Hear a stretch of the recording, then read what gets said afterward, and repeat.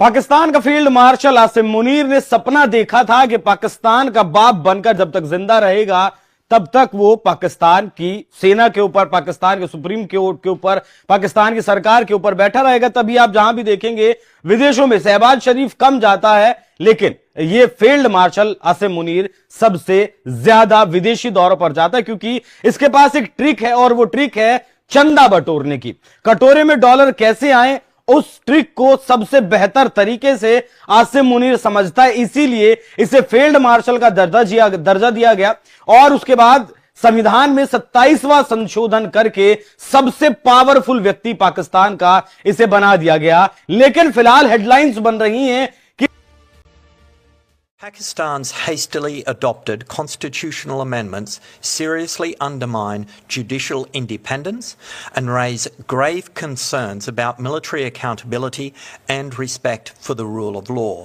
These changes, taken together, risk subjugating the judiciary to political interference and executive control. We are concerned that these amendments risk far-reaching consequences for the principles of democracy and the rule of law, which the Pakistani people hold dear. बिल्कुल बात दुरुस्त कह रहे हैं जी। पाकिस्तान जो है वो आज भी 1947 में आज़ाद तो हो गए थे हम, लेकिन देसी जो मर्जी बोलते रहे उसका वो वजन ही नहीं होता। पाकिस्तान में जब गोरा बोलता है ना तो उसका असर होता है। तो गोरे ने बोल यूएन की जो ह्यूमन राइट्स वाले हैं उन्होंने भी यही कहा है कि ये 27 अमेंडमेंट जो है वो एक बहुत गलत चीज है। और हमारे साथ जहां शहजाद साहब बात खत्म कर रहे हैं, भारत ने प्रेजेंट और पोर्ट्रे तो किया अपने आप को, उसकी पावर एलीट थी, मीडिया इंडस्ट्री, आईटी, सबको देखा जाए तो गुज़िश्ता 20 साल में उन्होंने ये तासुर दिया और इस परसेप्शन को स्ट्रांग भी किया कि माशी तौर जहां भारत खड़ा है किस तरह ऑप्शन किया है अपने आप को हैंडल करने की इस प्रेशर के साथ। वो जैसे कहते हैं ना, ह्यूमन राइट्स के जो चीफ हैं वॉल्कर टर्क, उन्होंने कह दिया जी पाकिस्तान ने बहुत जल्दी कॉन्स्टिट्यूशनल अमेंडमेंट जो है वो एक्सेप्ट करा लिया है, अडॉप्ट कर लिया है।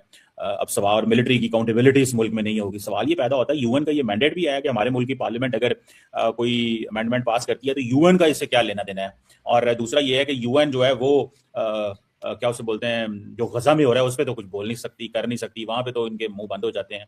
पाकिस्तान की एक पार्लियामेंट ने अगर 2/3 मेजोरिटी से कॉन्स्टिट्यूशनल अमेंडमेंट पास की है फॉर एग्जांपल, तो वो कह रहे हैं ये क्यों कर दिया आपने। तो ये इंटरनल मामलात में जहां पे डेमोक्रेटिक सेटअप से चीजें होती हैं ये क्यों बोलते हैं। चौट साहब आपसे ये सवाल कर लूं, पाकिस्तान में एक कॉन्स्टिट्यूशनल अमेंडमेंट हुई है जिसमें एज पर कॉन्स्टिट्यूशन सारा कुछ हुआ है, पाकिस्तान की पार्लियामेंट जो है उसने सारा कुछ किया है, और आप ये कह रहे हैं कि यूएन ये कहता है कि ये क्यों इतनी जल्दी क्यों हो गया। आप भी तो चैंपियन हैं एचआरसीपी के, आप कैसे देखते हैं इसको कि इनको कंट्रोल वाला अशराफिया जो काबिज है वो कब्जे के लिए उनको कमजोर इदारे चाहिए। और इदारे कौन से हैं, कौन से इदारों ने अवाम के जो मुफादात हैं उनको देखना होता है।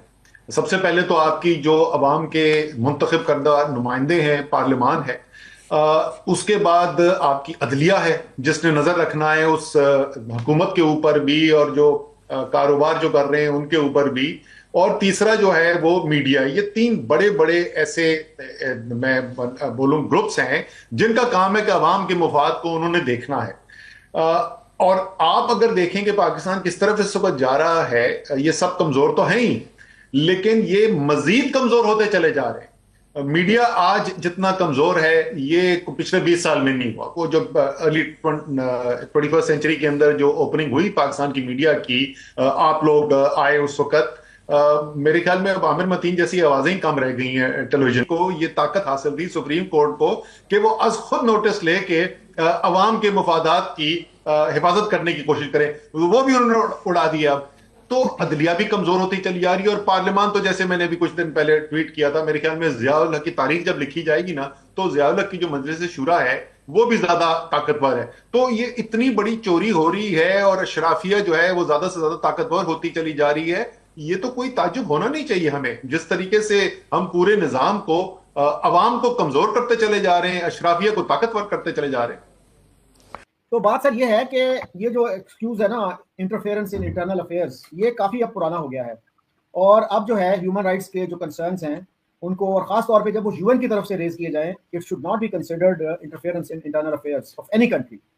वरना तो फिर आप देखिए ना, साउथ अफ्रीका में जब अपार्टहाइड था तो लोग, पूरी दुनिया क्रिटिसाइज करती थी साउथ अफ्रीका को, तो क्या वो भी उनका इंटरनल मैटर था? तो असल में बात ये है कि there are some just laws, there are some unjust laws. इसी तरह से कॉन्स्टिट्यूशनल प्रोविजंस जो हैं there can be unjust constitutional provisions, can be just constitutional provisions. तो इंटरनेशनल कम्युनिटी को मेरा ख्याल है कि ये हक हासिल है कि उन पर एक रिस्पॉन्सिबल तरीके से कमेंट करे. It should not be rash, it should not be irresponsible criticism. और आप अगर उसका जवाब देना चाहते हैं तो you are within your rights to respond to it. लेकिन ये कहना कि ये कोई गलत काम है या इंटरफेरेंस है हमारे अफेयर्स में. अब देखिए हमारी जो रियासत है वो इंडिया में जो ह्यूमन राइट्स सिचुएशन है उस पर कमेंट नहीं करती क्या? बेशुमार मुल्क है जो दूसरे मुल्कों के इन मामलों पे कमेंट करते हैं. फिर एमनेस्टी इंटरनेशनल को देख लीजिए जो ह्यूमन राइट्स की सबसे बड़ी ऑर्गेनाइजेशन है, ह्यूमन राइट्स वॉच को देख लें, वो कमेंट करते हैं.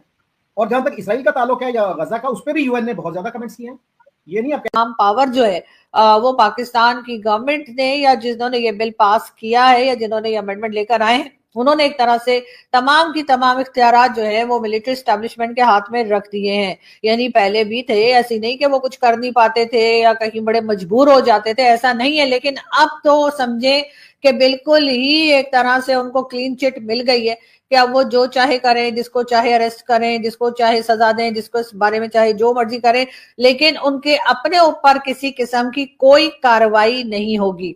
और उसमें जाहिर है कि आसिफ अली जरदारी साहब जो इस वक्त पाकिस्तान के प्रेसिडेंट बने बैठे हैं उनको भी ये तमाम सहूलतें अगर किसी को नहीं मिली तो वो प्राइम मिनिस्टर शहबाज शरीफ साहब हैं जिनके ऊपर कोई एक्शन भी हो सकता है. और वो कहते हैं कि जी मैं अवाम की अदालत में हाजिर होने को तैयार हूं.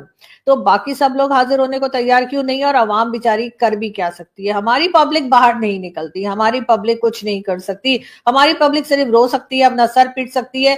पिछली जो रिपोर्ट आई थी एक, उसमें यह भी बताया गया था, कह सकते हैं कि यूएन ने कभी गजा पे या पैलेस्टाइन पे, इजराइल पे कभी कमेंट नहीं किया. बल्कि इजरायली तो बड़े तंग है यूएन से कि ये हर वक्त हमें सिंगल आउट करते हैं, हमें क्रिटिसाइज करते हैं और अरबों को नहीं करते. उनकी तो कंप्लेंट ही ये है. और उनकी ये भी होती है कि जी इंटरनेशनल मीडिया जो है वो हमारे बहुत खिलाफ है, it is unfairly against us. तो हमारे यहाँ इंप्रेशन ये है कि जी इंटरनेशनल मीडिया तो ज़र खरीद गुलाम है इसराइल का.